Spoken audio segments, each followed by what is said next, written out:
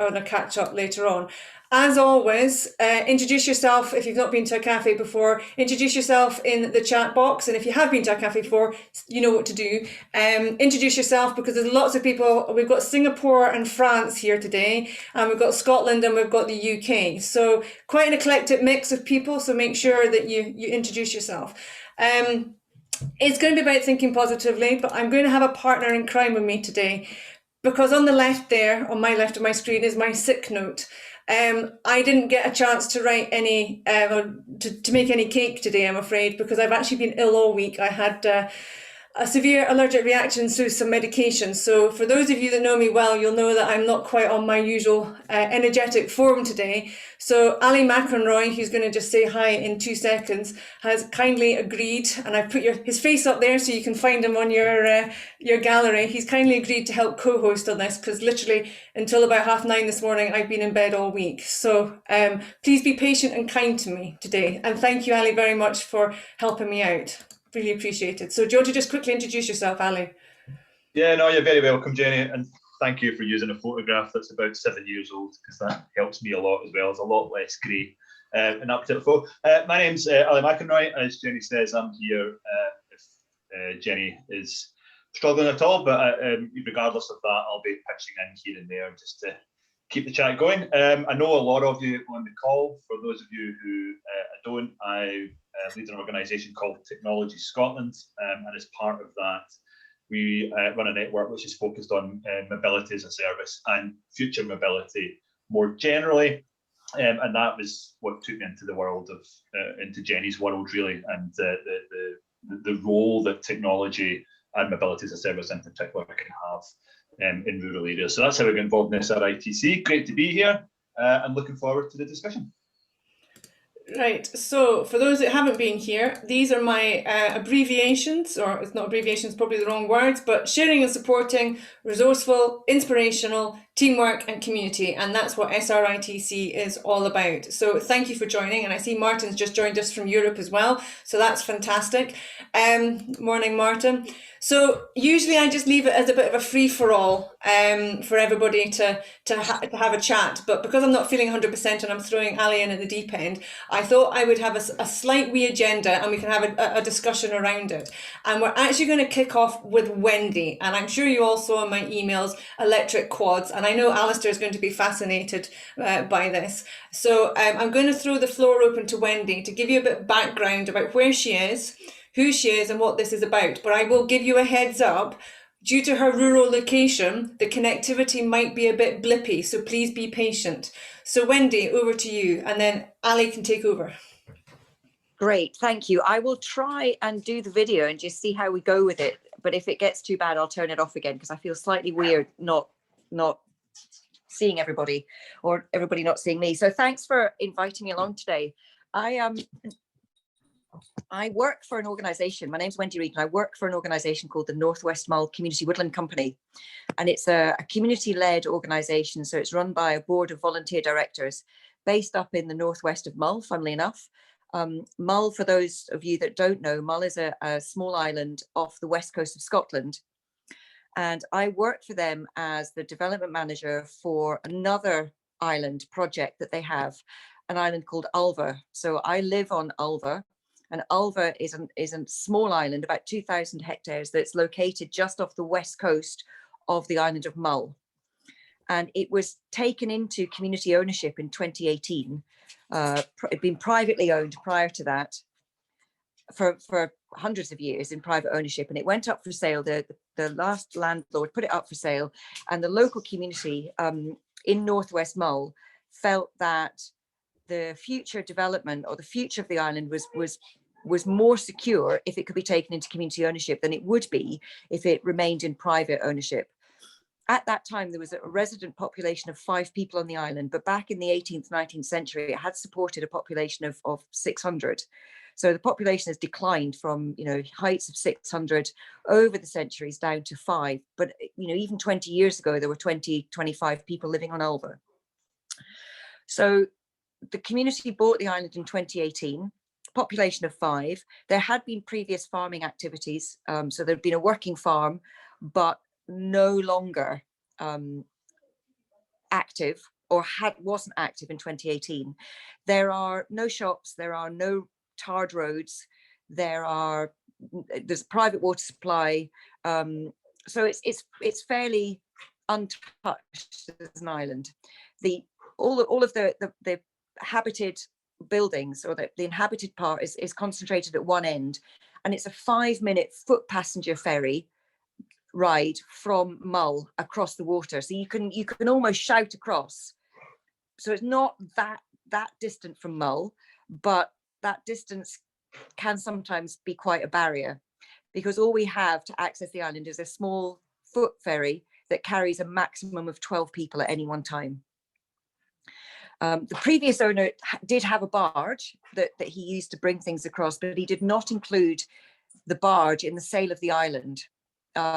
So we're still trying to raise funds to enable us to purchase a barge for ourselves, to enable it, to help us with access to and from. The ferry operates at 2 levels. So it provides a lifeline service to the residents, and it delivers. So there are 2 children on the island, and they go to school on Mull. So it does the school. They have a contract to do the school run. They also have a contract from the health services to get, to enable them to get ferry people to health services, and they also deliver the post. So they have a contract with the post office to do the mail run. During the summer, the island's really popular, and we get last full tourist season, we had 7,000 visitors between mid-April and mid-October. So during the tourist season, the ferry runs 9 to 5, Monday to Friday on demand, from April, May until mid-June, and then from June through to the end of September, it also runs 1 day at the weekend, and then it goes back to running just 5 days a week until mid-October. During the winter, for the residents, we have to, it does the school run in the morning, so it goes at 9:30 and brings the kids back at 3:30 in the afternoon, and outside of those times, we have to ask the ferryman to be available if we need to go on and off the island. So it's kind of on request, really, outside of those hours where they do the school run. One of the aspirations for the purchase of the island was one of repopulation and regeneration, because it had supported a much higher level of inhabitation until quite recently. So the aspiration that we've got is to increase the population levels to a minimum of 50 within the next few years. In the first 2.5 years of ownership, we've gone from a population of 5 to a population of 11. And we're just about to start refurbishing the 6 residential properties on the island. 3 of those properties are currently uninhabited. So by this time next year, we will have 3 more inhabited households, which will increase the population yet again. That obviously brings issues with it. So one of the things that we're grappling with is, how do we redevelop and repopulate, but maintain the integrity of the environment that we've inherited?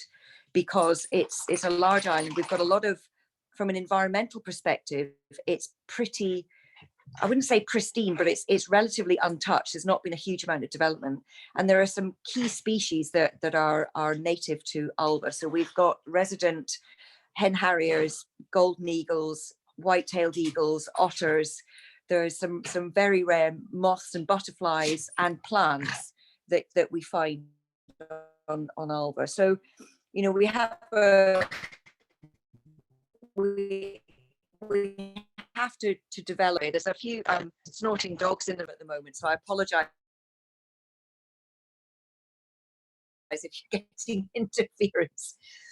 That we recognise is that as we get more people, we have a network of rough farm tracks that connects the buildings on the island. And there's a couple of tracks that take you out into the main. So the island is divided into what we call the in-by area, which is the kind of more inhabited area, and the hill area.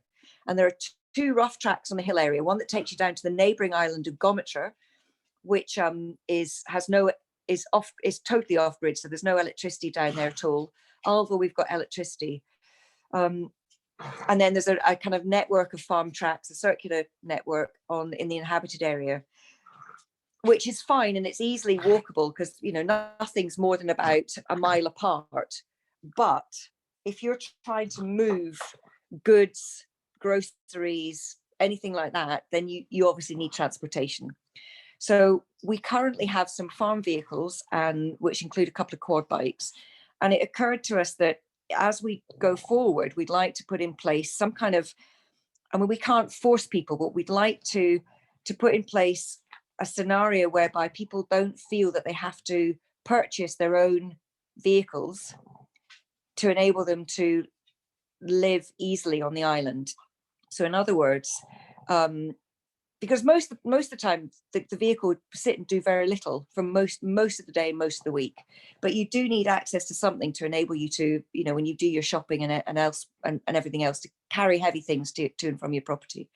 So we had an opportunity through Scottish Government funding, which was COVID recovery related, to get some capital funding for what they called the Green Recovery Fund. And what we've done is we've applied for and been successful in securing some funding to enable us to buy some electric vehicles. So we're buying an electric quad bike. We're buying an electric Polaris style vehicle, which is another kind of farm type vehicle, but allows people to sit side by side, and it has a carrying bay at the back. So we're buying one of those, and we are also hopefully going to buy an electric cargo bike. And the idea being that we would make these available through they'd be a collective pool of vehicles that would be available for residents to borrow. And having that range of vehicles would mean that hopefully, whatever anybody's transport requirements were, there would be a suitable vehicle that they could borrow for a couple of hours or half a day or whatever they needed, to enable them to do what they needed to do without the need for them to own their own vehicles. And that way, we're hoping that we'll reduce the number of vehicles that people want to have or feel the need to have if they come and live on the island. We've also got a couple of electric mountain bikes that we're going to hire out to visitors, which is a slightly separate thing. So we're just at the first stages. We've ordered the vehicles, we're waiting for them to arrive. And we're looking at, we've got a solar array already on the island. So we're looking at whether we can also purchase some batteries so that we can store excess power from the solar panels and use that to charge vehicles, because they only require, but they're not cars, so they don't have the same batteries, and you only need a domestic 3-pin socket or 13 amp socket to charge the vehicles, the batteries on the quad bike and the Polaris. So we're trying to pull all of that together, and we're just really in the early stages of that. And then we'll have to pull together a policy of how residents access the vehicles, what charges that we'll make, because we'll need to at least cover the cost of maintenance and insurance and repairs. So we're looking at almost having it like a membership style, not exactly a club, but some kind of membership style thing. So people will pay a monthly or an annual subscription, but not pay per use of the vehicle, because that has insurance implications. So yeah, that's where we're at, really. Happy to answer any questions. That's brilliant. Thanks, Wendy. And that was one of those very, very rare occasions where it actually went better during the live event than it did in practice. So that was that was excellent. I think we just hit a sweet spot in connectivity there for 10 minutes, which is absolutely brilliant. Thank you very much for that and the introduction to Ulva. It sounds, I have to say, absolutely idyllic. Some really interesting points here. Please do, if you've got questions, then raise your hand on Zoom or wave at me or put something into the chat box and we'll get them. There's a whole array of hands. I thought I was going to have to think for a while, but we don't have to. So I think in rough order, I think Alistair, Dalton, I think you were first. That's kind of you, Wendy. That's really interesting. But I wondered if you're aware whether electric quad bikes are in use anywhere else in Scotland, and particularly on any other Scottish island. I don't know specifically. There was only one place that we've been able to source them in the UK. So we've actually had to buy them from a dealer down near Oxford. And he was telling us that he does have other customers in Scotland. And particularly, he says quite a few on the west coast, but not on an island, as far as I'm aware. In fact, the quad bike was supposed to arrive yesterday, and the guy who was delivering it went to pick it up from the factory. And when he went to get it, it was coming up with a fault message on the system. So they're having to wait for a week or so before somebody can come and check out what the fault is before they can bring it up. So maintenance is going to be an issue, I think, for us, because there's not many places deal with electric quad bikes or Polaris vehicles. So maintenance is going to be one of those things that we're having to think about and just see how we go. And it won't be maintenance of the vehicles, it'll be the maintenance of the kind of battery and all of the bits that go along with that. I think we'll get you at the gathering in September to maybe provide us a bit of video background of what's been happening and give us an update. I think people will be really interested to see what your story is. Okay.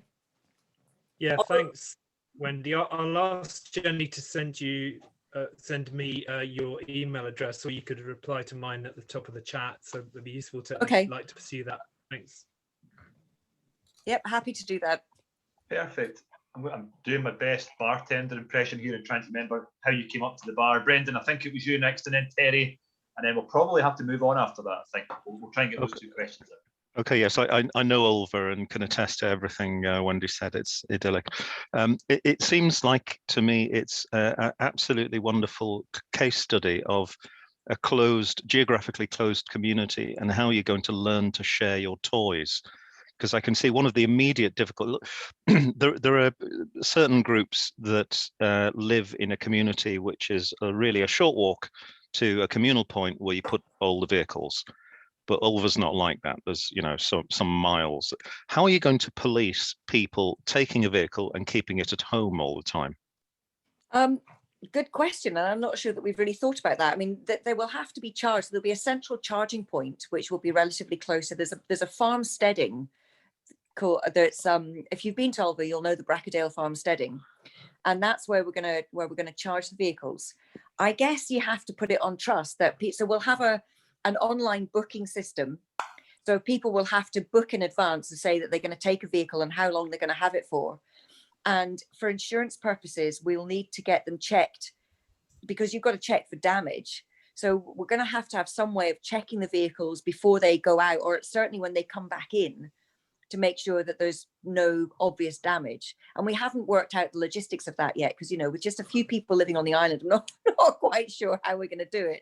And I certainly don't want to be spending most of my days going and having to check vehicles. So a lot of it will have to be done on trust. Perhaps we should have a separate conversation. I have a potential solution there. Oh, right. Thanks. Brilliant. Well, any ideas or solutions? That's what the community, welcome. That's what the community is about, Wendy. You ask a question here and somebody will give you an answer. So that's why we're going to keep working together. Sorry, Ali, I hijacked that. No, absolutely right. Absolutely right. We're all about problem solving here. That's perfect. Thanks, guys. And Terry, maybe last question on to Wendy. Hi, yes, I'm impressed. It sounds like you're doing in a microcosm what I'm aiming to do for Southwest Mull, which is to establish a car club and to have booking arrangements. And in an ideal world, I would like to be charging the batteries with renewable energy as well as part of the whole package. I think we live in a time when not everybody is going to be replacing their current car with an electric one because of the cost. And so to actually have a little fleet of electric cars parked in Finnefort, handy for the Iona ferry, and there's the closed community that would be a ready market. But the real problem is at the moment that you can't get insurance for self-drive hire. And I would say that that's a critical issue for this organisation to address at government level. Yeah, no, you're right about the insurance. So when I talked to our insurers about it, he said, what you've got to do, he says, don't have it that you pay per hire, because that's you're providing a service then. So if you've got a collection or, collective thing and people are paying a membership fee, but then they're not paying anything above that. So they're paying to be a member of the club, but they're not paying directly for the hire of the vehicle. Then that seems to be an easier way from an insurance perspective of getting the vehicles covered on insurance. Can I just chip in one sentence there? Como UK, Collective Mobility UK, are Yep. lobbying the Association of British Insurers, because this is a problem across the whole of the UK, but it's possible on the continent. So it's actually just a bureaucratic obstacle. There's nothing but the fact that the underwriters at the end of the chain who have to take the risk are being cowardly. The dam will break at some point on the insurance question. That sounds like we could chat about that for ages, but I'm going to quickly move on, conscious that Wendy also needs to leave to go to another engagement. So thank you very much, Wendy. If you're That's fine. I was just going to, can I just say one last thing to Terry? Terry, if you're in South West Mull, I'm hoping to go down and catch up with Morven Gibson at some point. We should arrange to meet up. She knows my number. I'll be pleased to meet you. Okay, brilliant. We'll do that Wendy, at some point. Are you all right if I give your email out to anybody that's on this call, just GDPR wise? Is that okay? Yeah, that's fine. Not a problem at all. Okay, I'll sort that out. So anybody aside from Alistair or Terry that needs it, just drop me a message. Before I come quickly to Martin, there is somebody I need to introduce you to, Stephen. Stephen is now stepping in for a very good supporter of SRITC at Midlands Connect, and I know he's got to go at 11 o'clock. So I just want Stephen to quickly show face, if he can take his camera on, and introduce himself and explain what's been going on and what he's doing. And he'll be back at the regular cafes. He won't get double booked, promise. Hi everyone, good to meet you all. As Jenny says, I'm taking over from Renee. We've I'm sort of very new to the rural kind of connectivity element. Sort of been reading lots and lots since Renee's gone on maternity leave, but slowly getting there. I don't know how much Renee has already kind of spoken to you all in previous cafes. It sounds like she's been, as Jenny says, a good supporter. So she probably told you many of the things that we've been up to. But sort of at the moment, we're currently running a couple of pilots or supporting a couple of pilots on rural hubs in Derbyshire and Nottinghamshire, just doing some sort of feasibility studies with regards to potential locations and hopefully then looking at what kind of services we could provide at those rural hubs themselves, with the view of later in the year beginning to think a bit more widely at sort of commercial elements in terms of how we might look to deliver those services. Jenny's already earmarked me to kind of speak later on in the year once we've got some findings from those studies. So I'll be more than happy to share those with you when we've got something to share. I've already started to contact Matt, I believe. I'm just responding to you, Matt, at the moment, but I'm more than happy to speak to anyone else here if they're interested. Fab, thank you, Stephen. And as he knows, Rennie always brought cake or bread to cafes, so he knows that next time he's got to bring that along. He hasn't got a doctor's note. No excuses. Thank you, Stephen, for coming along. And he's got a good excuse. He's got to go and speak to the Department for Trade at 11 o'clock. So I think that's a justified reason not to be staying on. I'm going to ping to Martin and then back to Ali, who can do the next section. Martin. Unmute, Martin. Unmute. Okay. Okay, better now? Yeah, do you want to just introduce yourself and say where you are? Everybody knows. Okay. Yeah, hello everybody. I'm Martin Schiefelbusch from, I'm with you from Stuttgart in southern Germany today. I've been on 2 or 3 of these cafes so far. And I'm working at an agency which is kind of roughly comparable to Transport Scotland. I believe it's a government agency in charge of developing public transport and environmentally friendly transport across our region. And I'm dealing with providing new public transport ideas and developing public transport concepts for the countryside and everything that isn't quite public transport, but a bit like public transport, community transport, and these kind of car sharing a bit and bike sharing occasionally, but we have other people for bikes in our organization.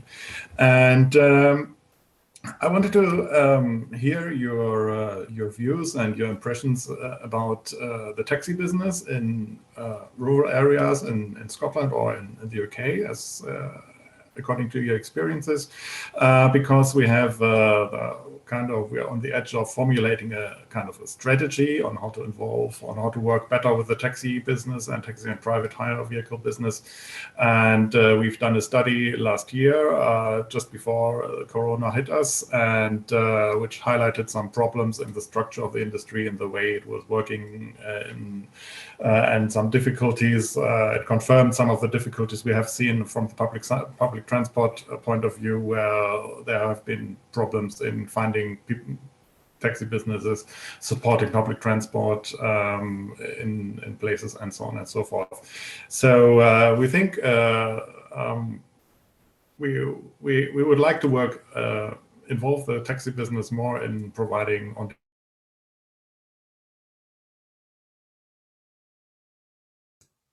I think Martin's just gone, or is it my internet's gone? No, Martin's gone. I would say, and I've said this to Martin, one of the problems in the UK is in a rural area to do with boundaries, because you have to license in a local authority area, don't you? Which, going across boundaries, you can't necessarily get the return fare, etc. So actually we have that structural policy issue. But I'll hand back to Ali, and maybe Martin will be able to pick up where he left off. Yeah, it's a shame, because I think Martin was hoping that he could kind of extract some information from the wide panel here. So, Martin, can you hear us at all? No, so I think he has a goner, but clearly Martin was asking about your thoughts as a collective on taxi utilisation in rural. Oh, there's Martin back. Hello, Martin. How are you doing? For some reason, the continent was cut off for a moment. I don't know. Yeah, I was thinking I would be interested to hear about your experiences with the taxi business in the UK, especially in the countryside, where we have in our region we would like to involve them more closely and in a better, more structured way in the way public transport-like services are provided. But we have various difficulties, or we see various difficulties, like there is a lack of presence of operators, especially in the deep rural areas.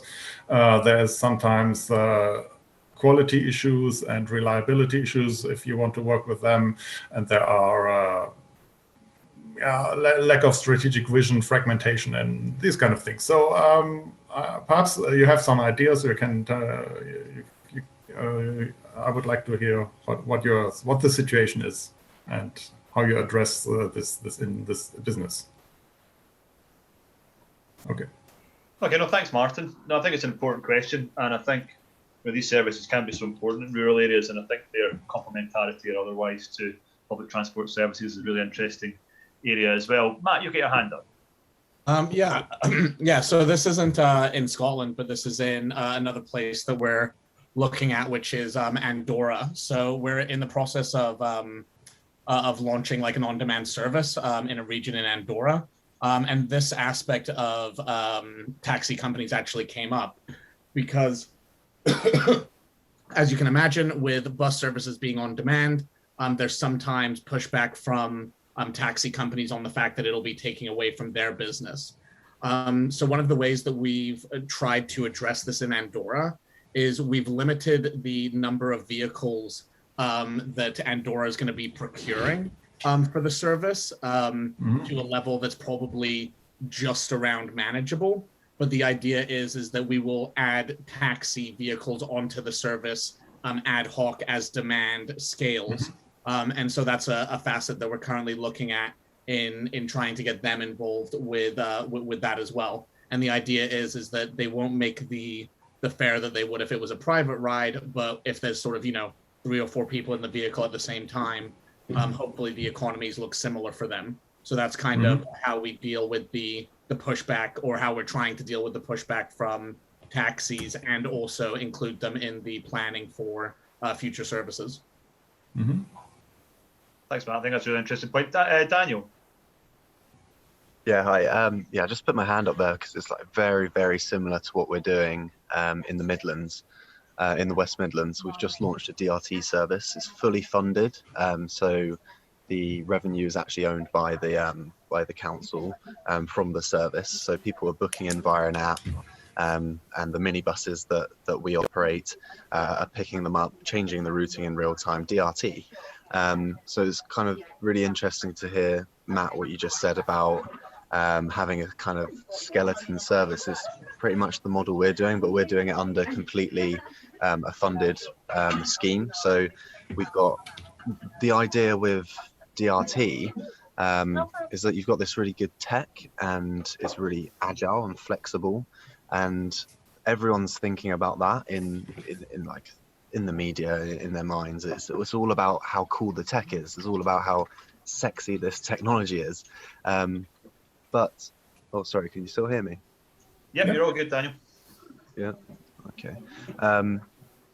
But when you look at the contract and the contract cost, it's 90% wheels on the road is the cost, and 10% of the actual cost is the tech.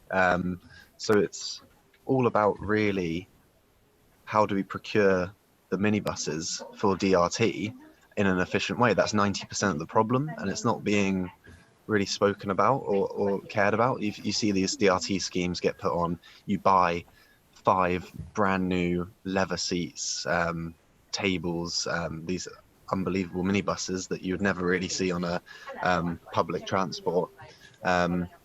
And then it's a super inefficient service. So what we're doing is kind of similar to what you said, Matt. It's you want this fluid supply. That's the goal.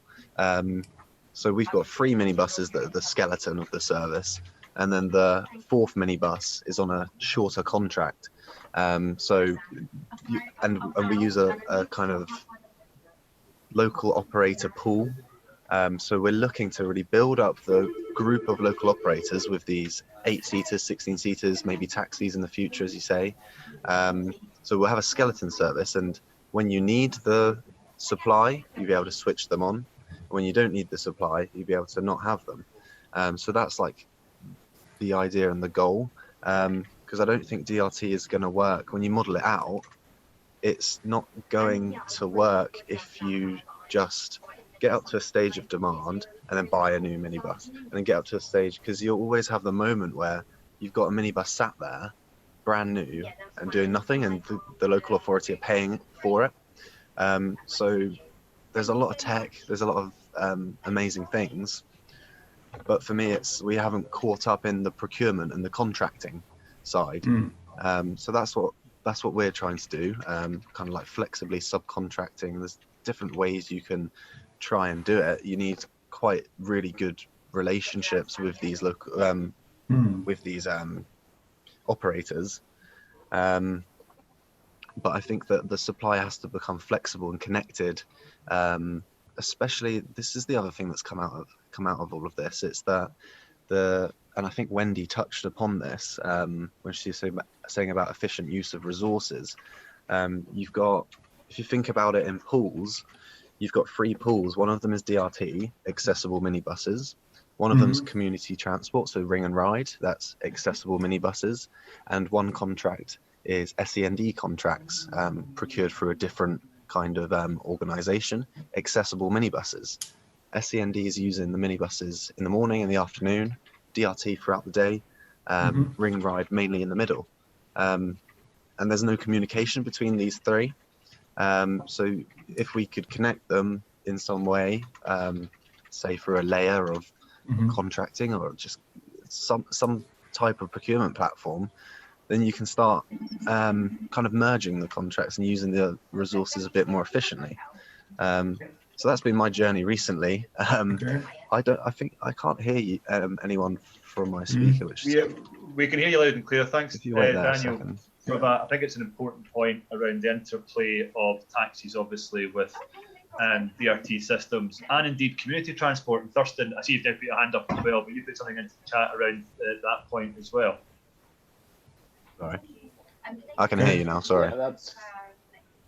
Yeah, my connection is quite poor, so I may drop out. I think I have just dropped, actually. Still going? You're still going strong? Yeah, if you can't hear me, tell me and I'll put it into the chat instead. Fantastic. And I spoke too soon. Sorry, Thurston. I gave you unreasonable confidence there in your connectivity.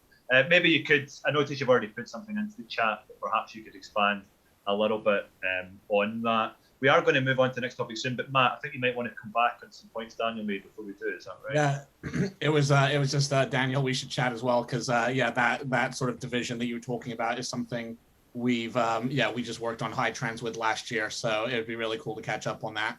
And then the second point was maybe a slightly unpopular one, not with this group, but probably with taxis and services like Lyft and Uber is that when you actually have a look at the contracts that are out there at the moment, the scales of economy for the fill-in services that the taxis and the like Ubers and Lyfts of the world do are just ridiculous. They're in the like, I think in the States, in some places it's per trip, it's over $100. And that's because they know that they're effectively an emergency lifeline that's being tapped into when the network can't handle anything else. So I think in addition to actually trying to work with taxi companies and other services like that, they also need to take a realistic look at what a public sort of service pricing model would look like, rather than the private model that they would be used to. So that's just the ending thought I had on that. Brilliant. That's great, Matt. We are kind of running out of time a little bit on this topic, but it would only be fair to give Martin. Do you have any initial sort of reflection on what you've just heard from the guys today?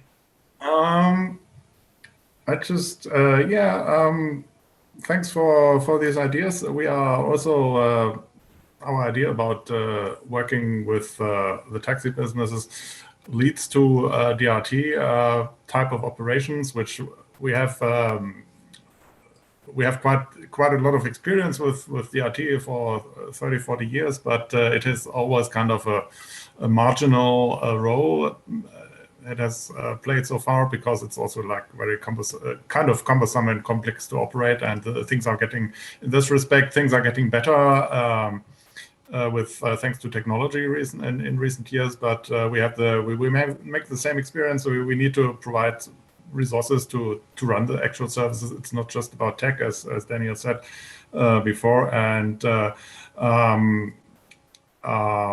the more demanding you become in terms of what you expect from vehicles and reliability and so on and so on, the more difficult it becomes to get companies actually wanting to provide that kind of service. That's a bit of the problem. There's a certain like resistance or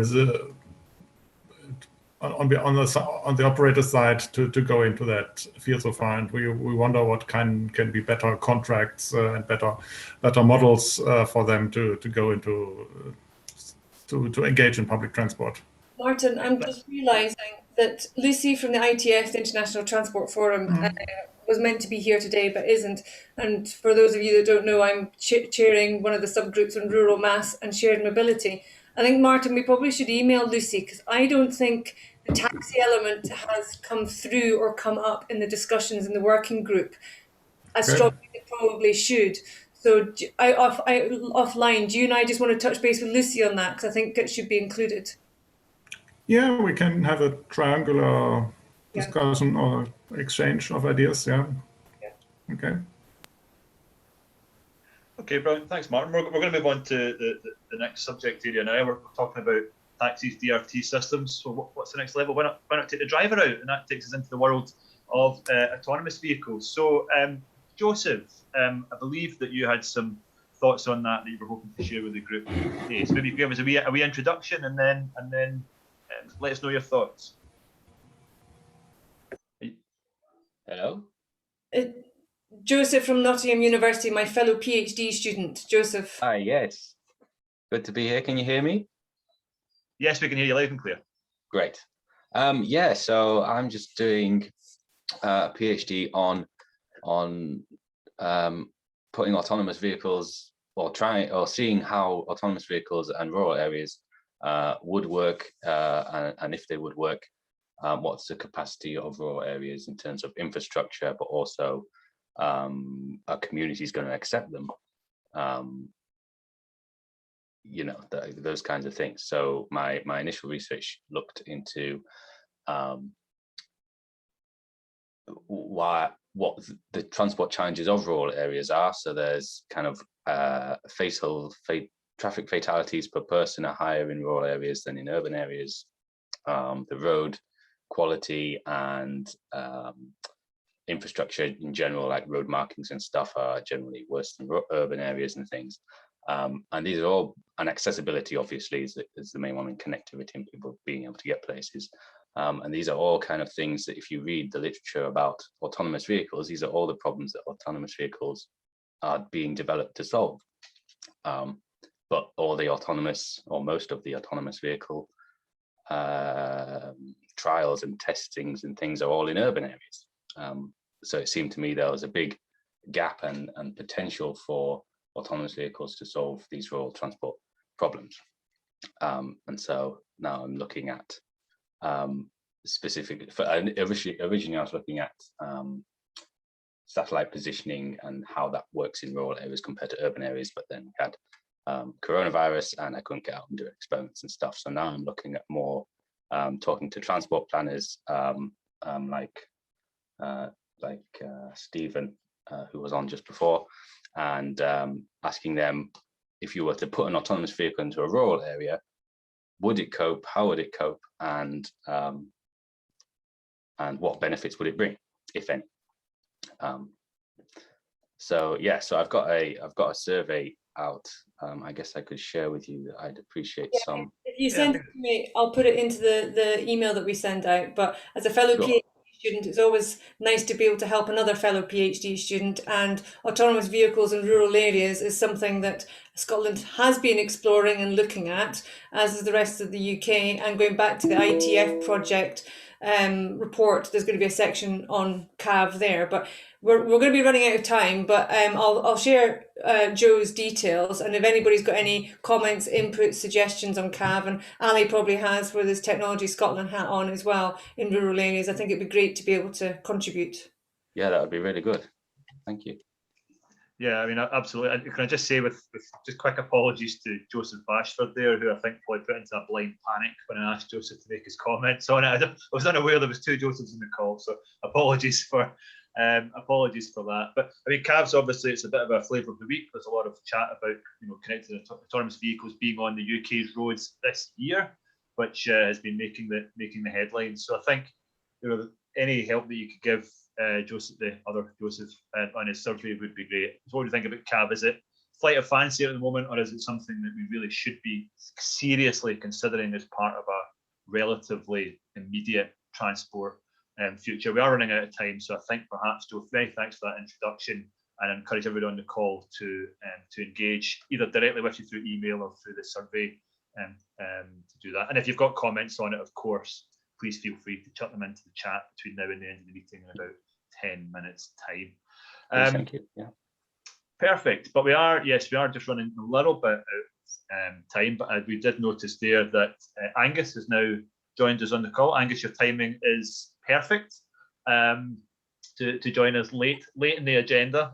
Angus actually spoke at one of our Mass Scotland meetings yesterday. It was fascinating stuff. So I presume we'll cover a little bit of that again as well today. But Angus, do you want to just introduce yourself and Love to Ride and what it could mean in rural areas? That'd be great.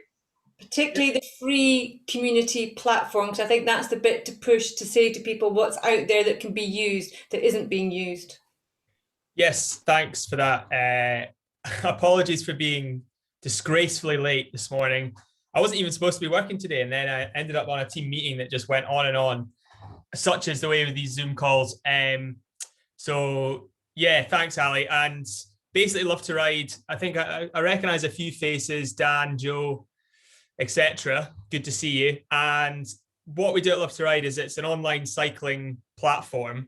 So it has lots of information on cycling in local areas.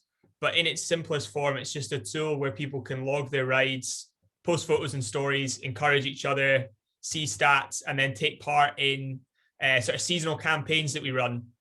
So there's 4 of those across the year, and we run them at kind of regular intervals. So the next one we've got coming up is Bike Month, and it's a sort of individual points-based challenge where people can just log their rides and encourage each other to get involved.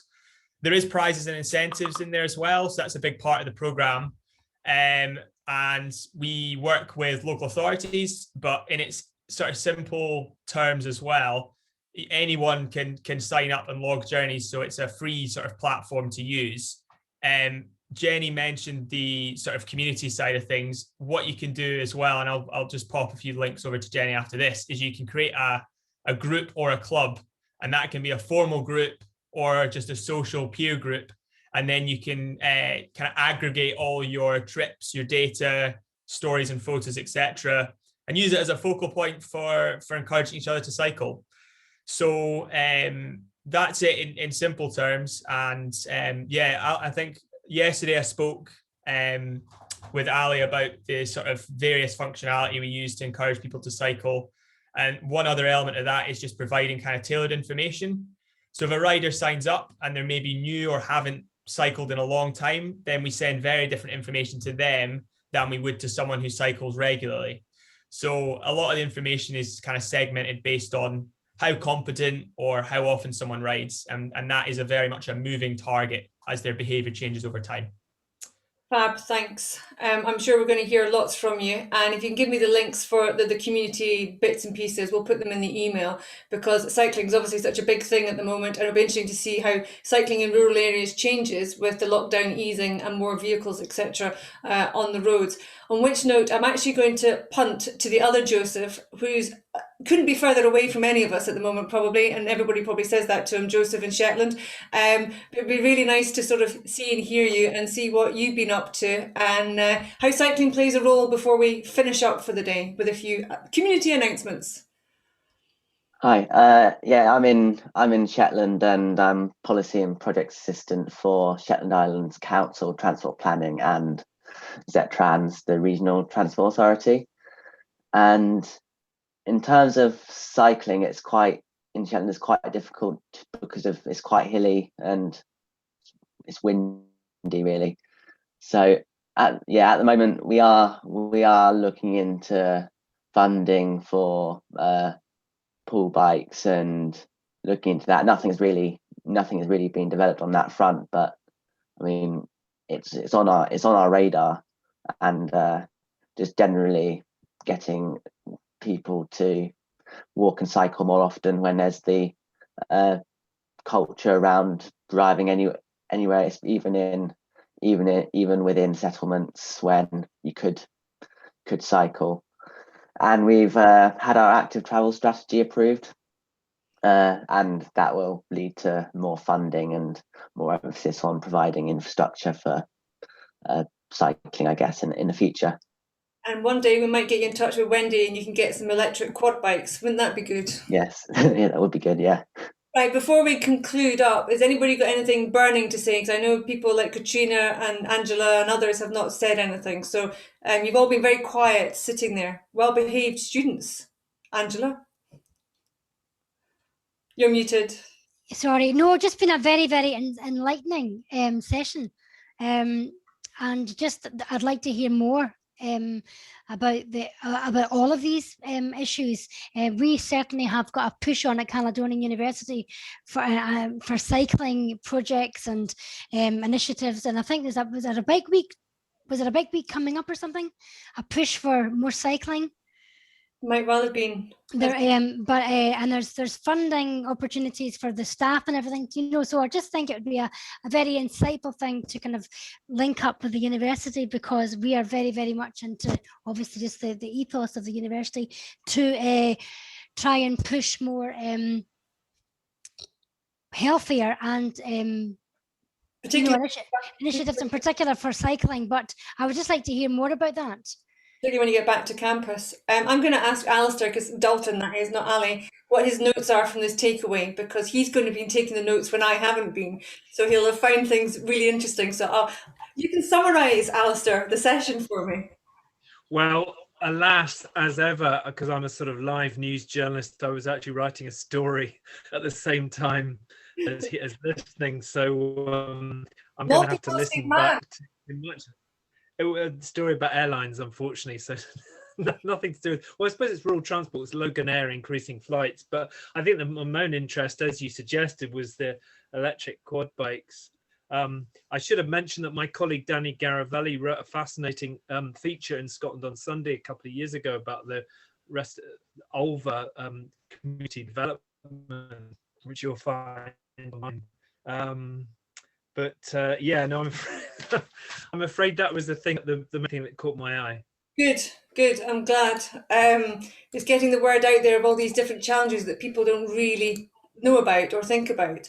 So before I finally finish, obviously we've got the gathering that's in the diary for the end of September. And for those of you that put in the survey, I really appreciate that. The Musketeers are going to be having a meeting and we're going to decide exactly how it's going to be held, where it's going to be held. So if you have your tuppence worth not included as yet, then please message me straight after this session. To remind you that the next one I'm going to hand to Matt in a minute is about DRT and the project that they did, Matt did in Hightrans. Matt, 2 minutes. Give us a brief overview, please. Yes, so it's we're going to do a couple things for the DRT. We're going to look at some of the projects that we've been running in Argyll and Bute. So we've launched a program in Dunoon. We're launching a program in Campbeltown next week, and then in like 3 weeks' time, we should be launching in Oban as well. So we should have quite a lot to feedback there. This was something I mentioned to you on Wednesday, Ali, which I think will probably turn into a feature of it, which is the interplay of technology, operators, and community, and how to. I think the sort of benchmarks that you need to meet for a success of rural DRT, which is coming out of our findings. The short version is that our program is running at about 5 times the average number of passengers that the service was running pre-COVID. So I mean, it's been a huge success so far, and I'm excited to share that with you. We'll also be looking at what we built for Hightrans, which is addressing specifically that siloing issue of different sort of transportation options. So community transportation, transportation owned by the actual councils, and then also potentially some private vehicles that are doing public services. So it should be a really interesting discussion and sharing of ideas, I hope. It will be, and he will also be explaining about the data gaps and what makes the challenges to these community transport or demand response projects. We'll then have on the 25th of June, hopefully, some insight into all these challenges with rural mobility across the 68 OECD countries, with the ITF giving us insight into the report. We'll then have a summer break, and the menu slightly changed a bit, considering that we've got the gathering at the end of September on the 30th. We're going to have an open cafe just like this in August, and then we'll have a similar one in October, just so we can discuss what's been brought up at the gathering and have some coffee and cake again. And then we'll have our final cafe on the 26th of November, which will be one of the more structured ones, with bringing definitely your own cake. Before I give up and need some more coffee, a few community announcements. For those of you that are in Speyside or the north of Scotland, Murray Carshare are going to be running an event in Aberlour on the 12th of June, which will be around sustainable transport. So all different types of transport that you can go and play with, have a try. And I also believe it's going to be involving the Speyside Way and some of the new sections that have been done there. The ITF, if you're not on their mailing list, you will have seen that they've got, or you haven't seen, but they've got a virtual event that covers all different things from farming all the way through to transport, running from the 17th to 28th of May. So you might want to check that out. And finally, I'll put this in the last email as well, which is a survey running in the Highlands of Scotland for Hightrans about transport and technology and what your preferences are, and maybe include the word mobility as a service in there as well. So I will put those into the email so that you can click on them and use them. And always, I have to say thank you to our partners, because we all do this free, and it is all free, and we do need money to make this work. So thank you very much to our partners and supporters. And if anybody wants to help us out with the cafes or the gathering financially, then we'd love to hear from you. So I think that's pretty much it for me today. Aside to say, well, put my teeth back in. Thank you very much to Ali for helping me out when I'm not really feeling very well. You're just lucky I managed to get myself out of bed. So thank you very much. And to my Musketeers, please do stay on. And I will see some of you over the next month online, otherwise at the next cafe. Bye. Bye. Thanks, Jenny. Thanks, Ali. Okay, bye.